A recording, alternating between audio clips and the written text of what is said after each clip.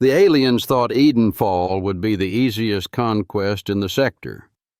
500,000 peaceful settlers, no visible military, no warships in orbit, just farmers, engineers, musicians, and people too hazy to answer surrender demands properly. What they didn't realize was Terra had spent 200 years hiding weapons under every mountain on that planet. That was Project Edenfall, a rock with good bones. Polaris didn't look like much when the Terran Confederation first laid claim to it. On paper, it was promising. Earth mass, stable axial tilt, strong magnetosphere, sitting inside that narrow band where water flows. But if you'd stood on its surface 200 years ago, you would have seen nothing but stone and wind. No oceans, no clouds, just iron-rich plains and long mountain ridges that looked like they'd been waiting a very long time for someone to show up and make a decision. The negotiations for occupation took 2 months. That part always surprises people. You would think claiming an uninhabited rock at the edge of a minor system would be simple. It was not. 3 neighboring governments filed protests. One threatened sanctions. Another was suspicious. Why did Terra want this worthless rock? The Confederation sent diplomats and engineers, mostly engineers. Where others saw a rock in space, Terra saw a fixer-upper. When the final signatures were placed, the Terran Confederation military moved in within 48 hours. Not quietly or disguised. Their insignia was stamped on every transport hull. This was strategic expansion. The Confederation had learned over the centuries that if you intend to keep something, it is best to be honest about that part. Installation took 2 months. Officially, those first 8 weeks were devoted to infrastructure stabilization. Atmospheric processors were positioned in high orbit. Automated foundries were dropped to the surface. Survey teams mapped tectonic stability and core density. Long-range rail shafts were drilled deep into bedrock to anchor future space elevator assemblies. That was what the public record said.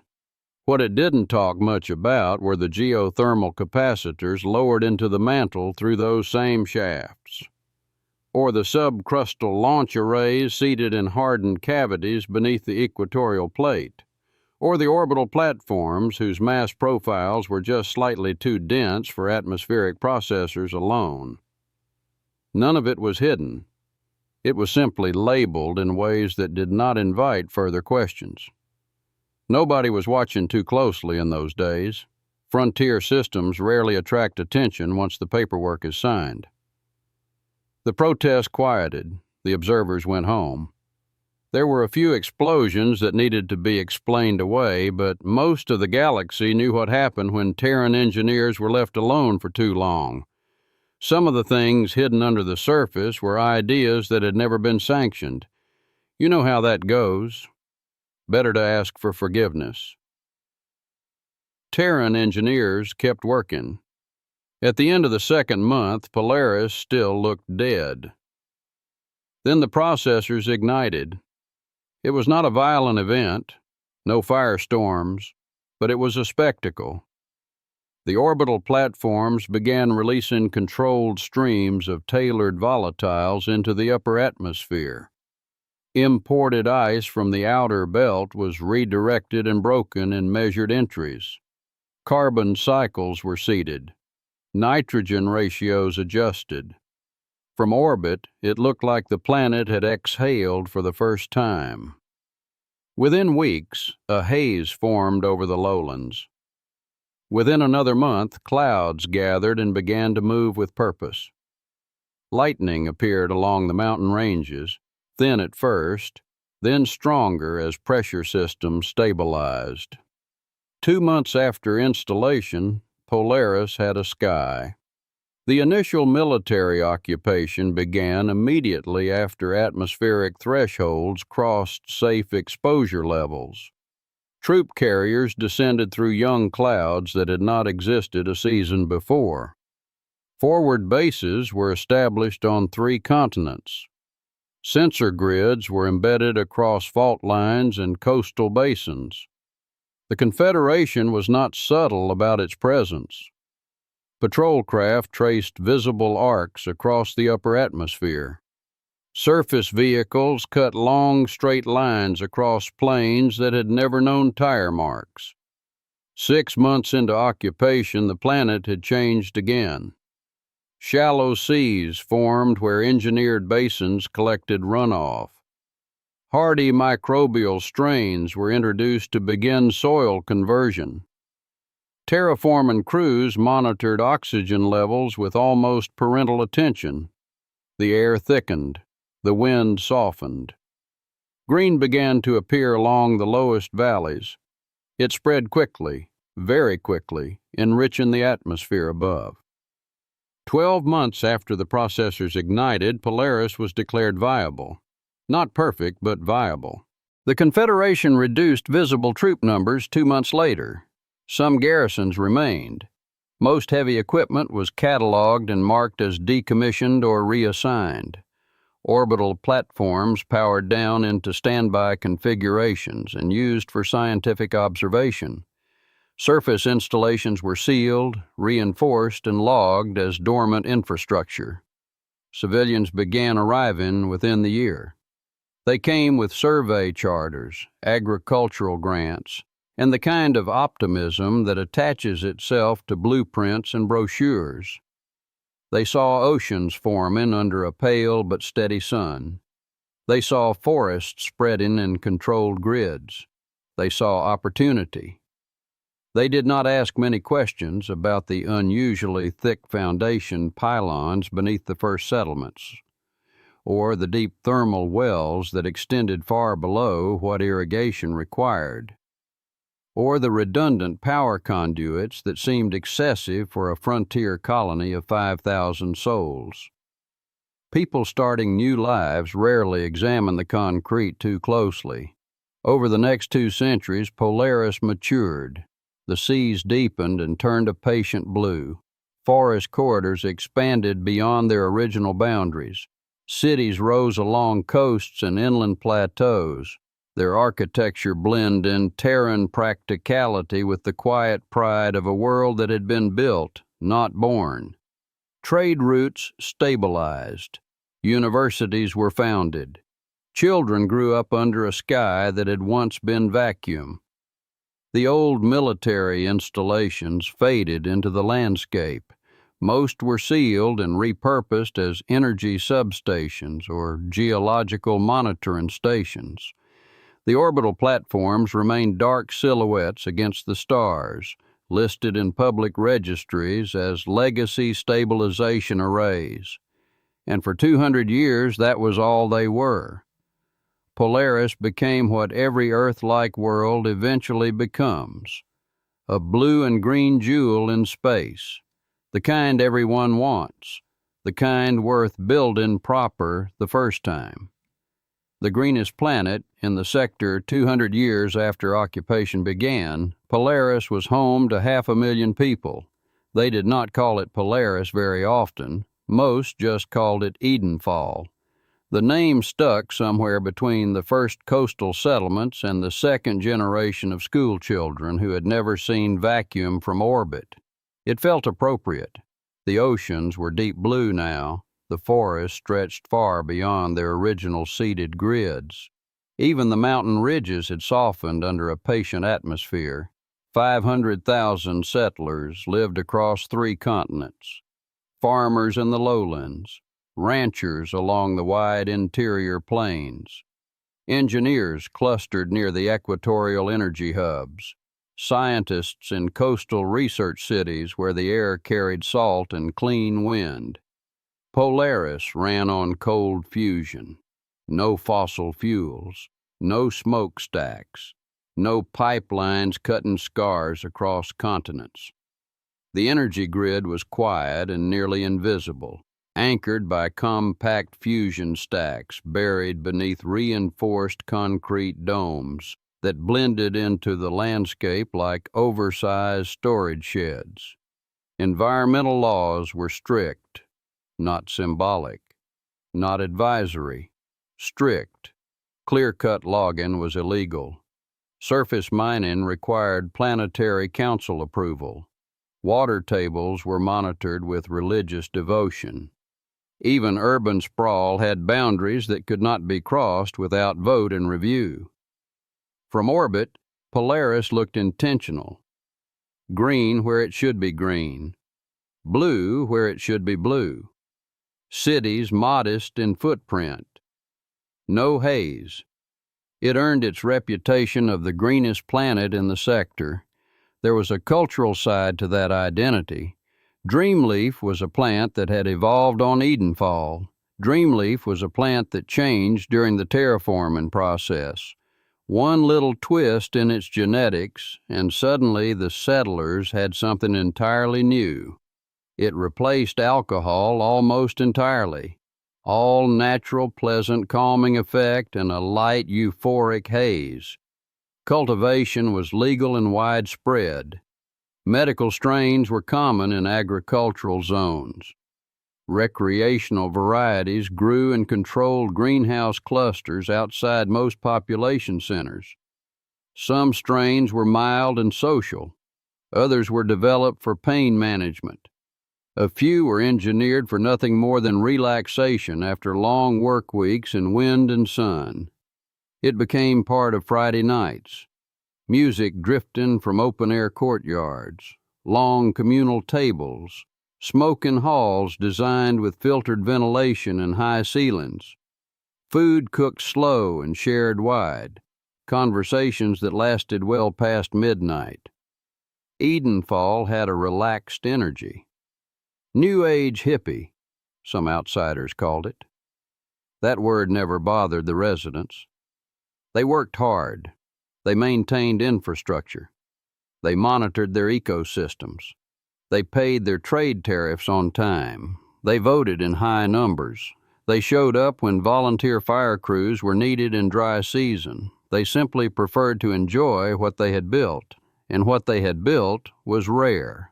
Not every world can be terraformed this fast. Not every system offers the right gravity well, the right stellar output, the right mineral profile.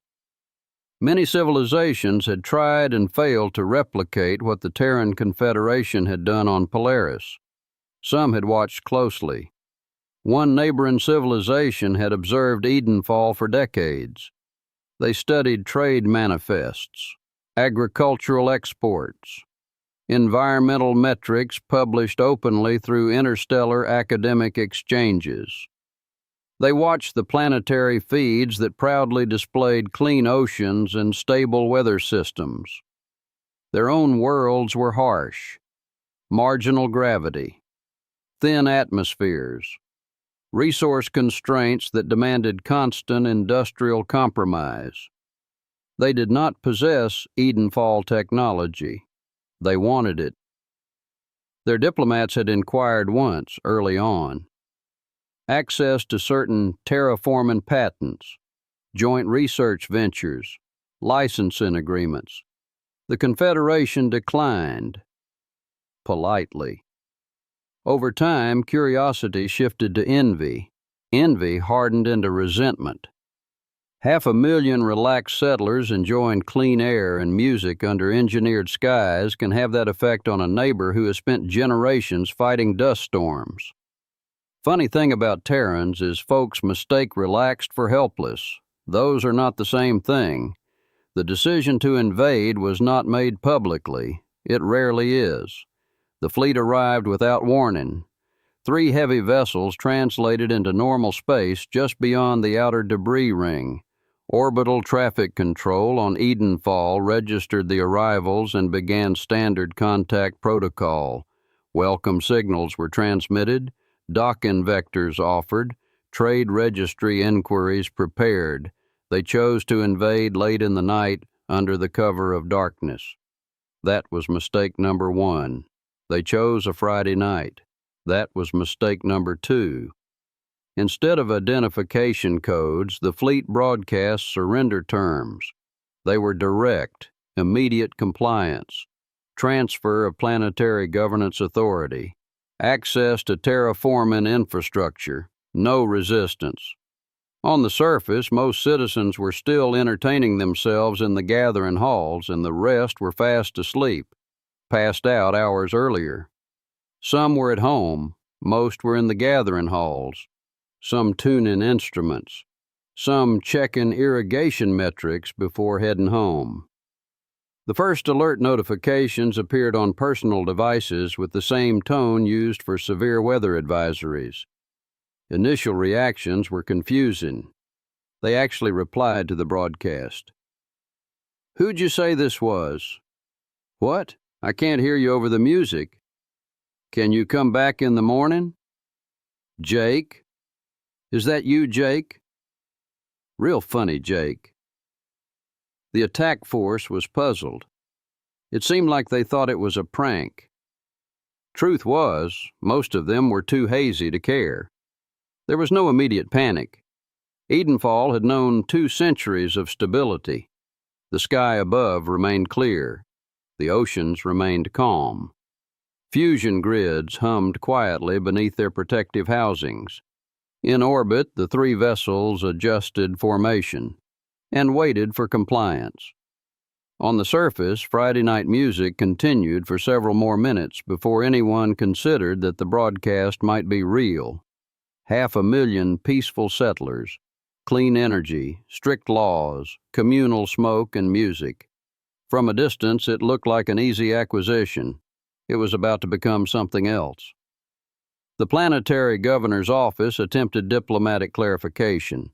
The response was simple: surrender or be subdued. That message reached the Planetary Defense Command 2 minutes after it reached the public. General Mara Hargrave was asleep when the first alert arrived. She did not leap out of bed. She silenced the initial notification, finished reading the full transmission, and then swung her legs to the floor with the calm of someone who has been expecting a particular call for a very long time. Hargrave had commanded Edenfall Defense for 12 years. Most citizens assumed her role was ceremonial, disaster planning, trade escort scheduling, atmospheric hazard oversight, the kind of administrative leadership that comes with long peace. They were very wrong. She was a veteran of several battles. She was as tough and shrewd as they come. The joke in military circles was she could swallow a lump of coal and 3 days later shoot a diamond out of the other end. The population did not know she held clearance on infrastructure sealed 2 centuries earlier. She arrived at command within 20 minutes. The operations room was quiet. No shouting, no frantic motion. Tactical displays tracked the 3 hostile vessels holding position above the outer orbit. Auxiliary craft numbers updated in steady increments. Hargrave studied the incoming fleet profiles. "They want the infrastructure," one of her officers said. "Yes," she replied. "They do." Another alert chimed softly across her console. "Legacy stabilization arrays registering synchronized wake cycles." The officer nearest the system logs frowned. "Ma'am, the arrays are drawing power." The aliens preferred to cause as little damage as possible.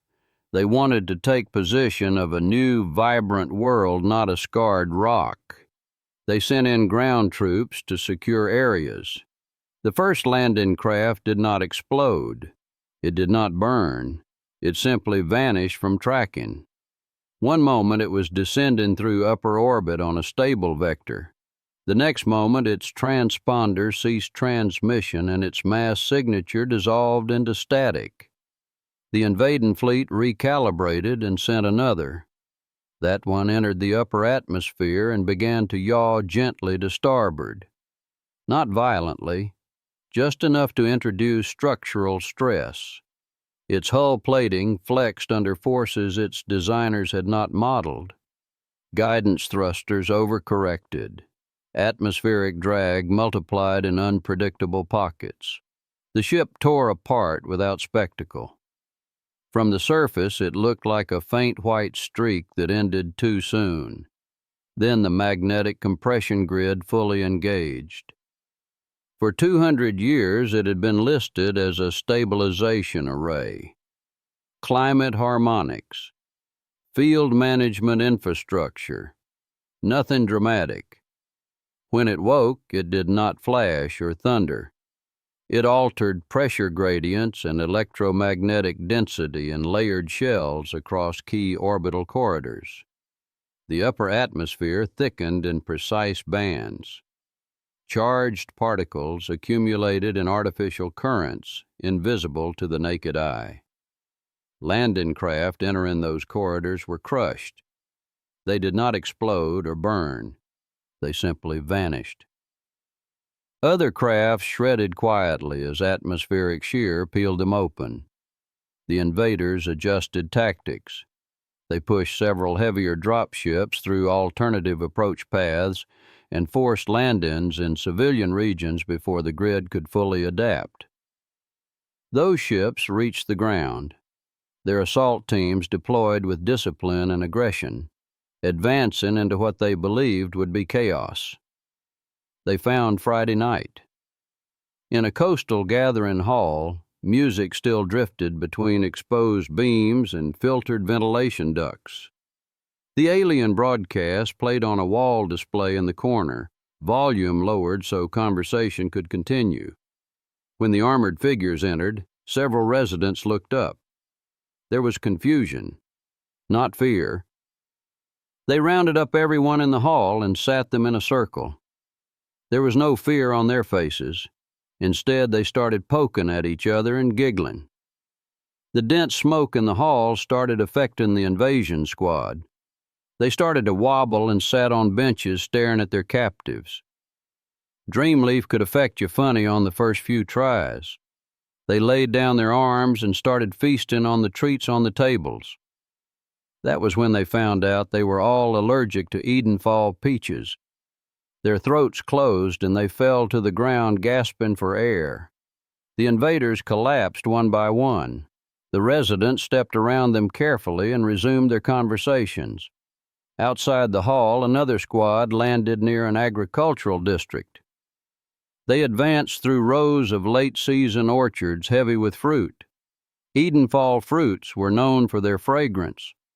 It carried on the wind in thick sweetness. One of the invading species had a severe allergic response to a pollen compound that bonded easily with that fruit. The first soldier to pass beneath the trees felt his airway tighten inside the helmet. He tried to increase filtration. The filter clogged faster. His squad mates attempted to assist him while their own systems flagged rising particulate saturation. Further inland, another team breached a community center where a tray of carefully labeled Dreamleaf candies sat near the entrance. The labels meant nothing to them. One soldier, assuming it was nutritional supplementation common to civilian gatherings, consumed several. His species metabolized the plant's chemical lineup inefficiently. Within minutes, he lowered himself carefully against a wall, weapons slipping from his grasp as his motor control lagged. Across Edenfall, similar scenes unfolded. No civilians attacked them. No weapons were drawn by residents. The planet itself was an unanticipated variable. But not everyone on the planet was celebrating. In Planetary Defense Command, General Melissa Hargrave observed all of it. She was composed, experienced, steady in posture and tone. Her uniform was simple, her hair tied back without ornament. She stood with hands clasped behind her back as orbital telemetry scrolled across her display. "Grid stability," she said. "Stable. Subcrustal arrays. Online. Mass drivers. Charged and holding." For the first time in 200 years, weapons embedded during initial occupation drew full power. Deep beneath mountain ridges and uninhabited basins, sealed housings unlocked. Energy flowed through rails that had not felt heat since their installation. In orbit, one of the invading cruisers altered position and began charging a primary coercion weapon. It was meant to demonstrate seriousness. Lieutenant Danner monitored one of the equatorial rail assemblies. He initiated what he believed was a calibration cycle.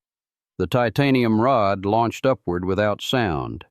It crossed the distance to the cruiser faster than the eye could follow. On command display, it appeared as a thin vector line intersecting hull mass. The rod penetrated the cruiser's forward weapon housing and exited through the opposite side, leaving atmosphere venting in a widening plume. Inside the command room, there was silence. Hargrave turned her head slightly.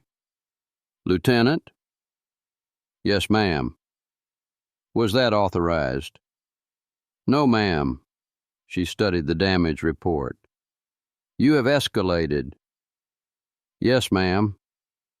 "Sorry, ma'am." "You know how much paperwork you just created for me?" "No, ma'am." "Do not repeat the error." "Yes, ma'am." The invading fleet shifted from confidence to confusion. Hargrave gave the next order.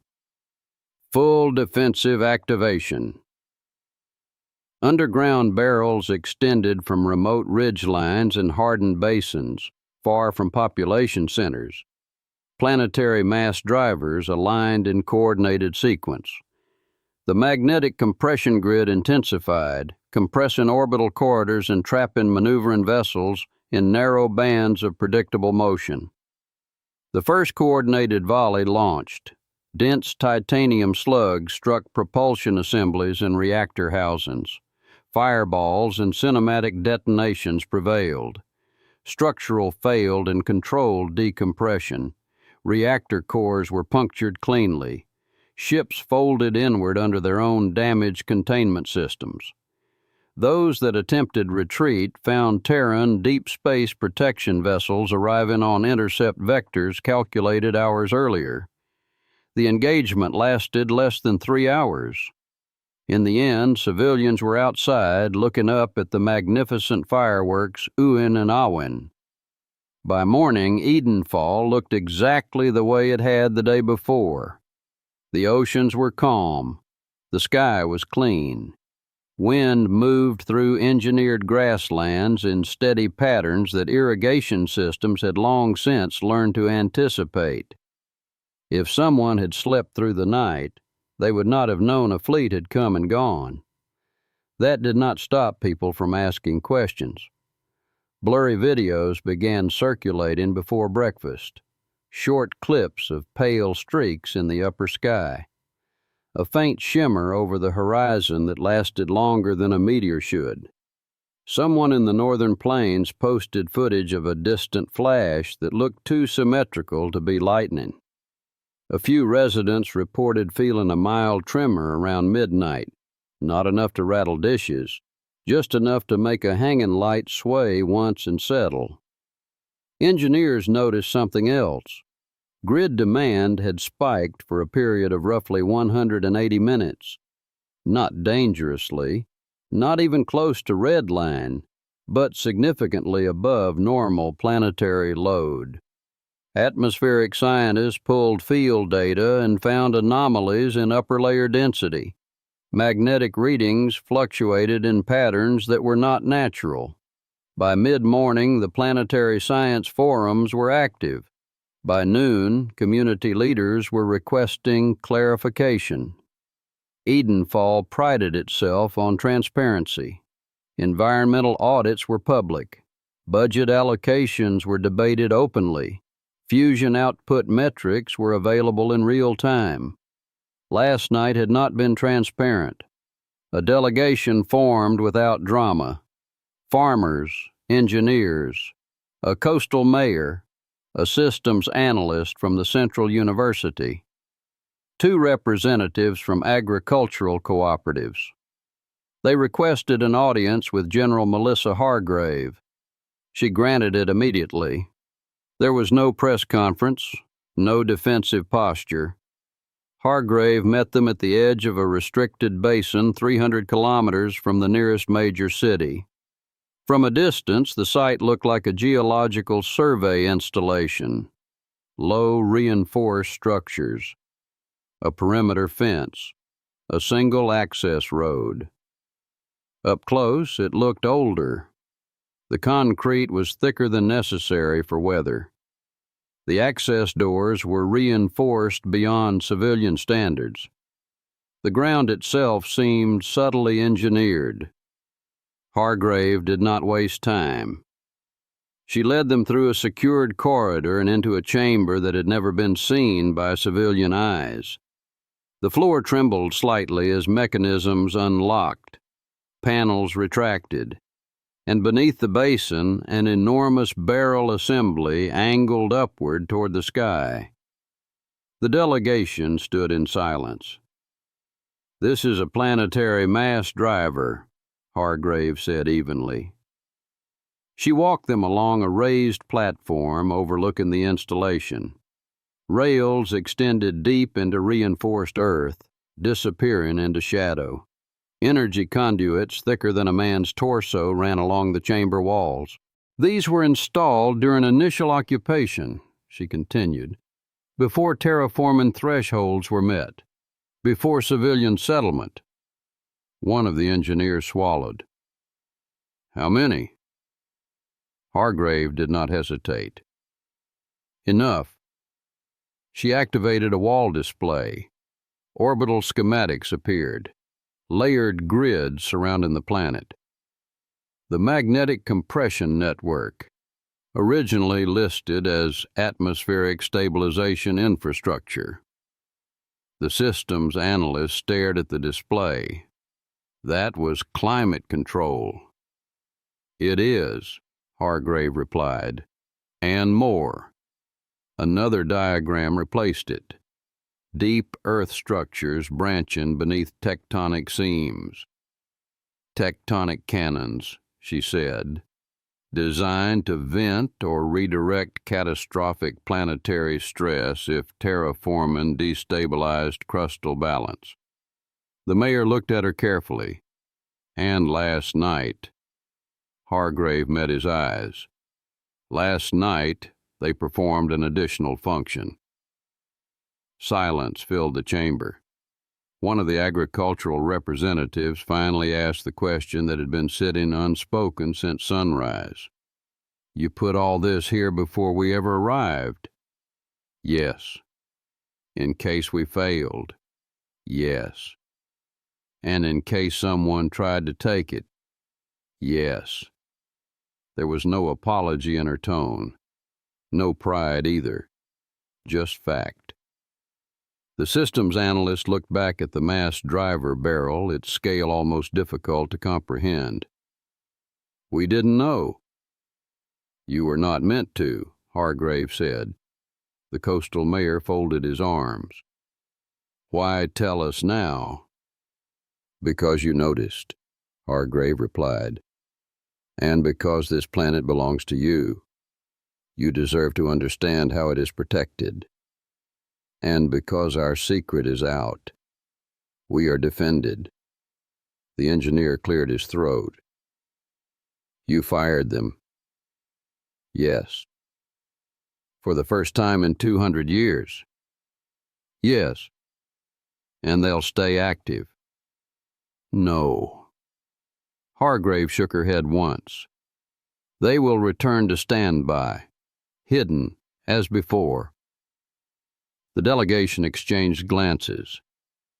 "Why not keep them visible?" one asked. "It might discourage the next fleet." Hargrave's expression did not change. "Because we are not ruled by our weapons," she said. "We are protected by them." She let that settle before continuing. "Peace is not given. It is earned." No one argued. The agricultural representative looked back toward the open chamber at the scale of what had been sleeping beneath their feet for generations. "And the military?" Hargrave answered before he finished. The military exists to protect, not govern. The statement hung in the air longer than anything else she had said. Eventually, the mechanisms engaged again. The massive barrel assembly lowered, panels sealed. The chamber returned to quiet. By late afternoon, the delegation had returned to their respective districts. Farmers checked irrigation schedules. Engineers recalibrated grid baselines. University researchers filed data anomaly reports and quietly archived them.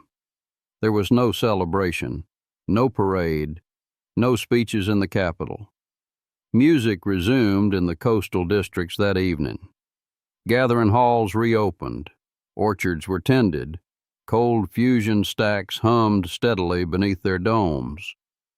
Life continued exactly as it had before. The only difference was understanding. Edenfall was still the greenest planet in the sector. Still 500,000 people who preferred music to war.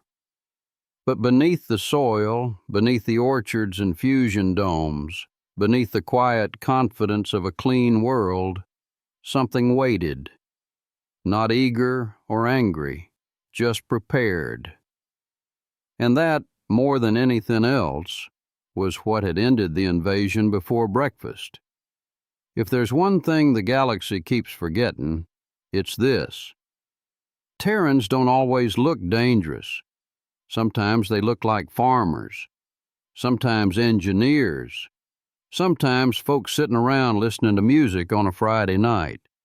But if Terra spent 200 years building something, you can bet they'll keep it.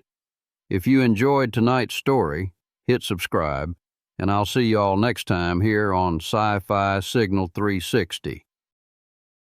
That's the story. Now, if you like getting these a little early, memberships are open. Appreciate you either way. If you want more like this, there's more on this channel. And if you feel like sticking around, hit subscribe. My Patreon site is Sci-Fi Signal A J Maraine. Ebooks by A J Maraine are also out there. All right. I'll see you on the next one.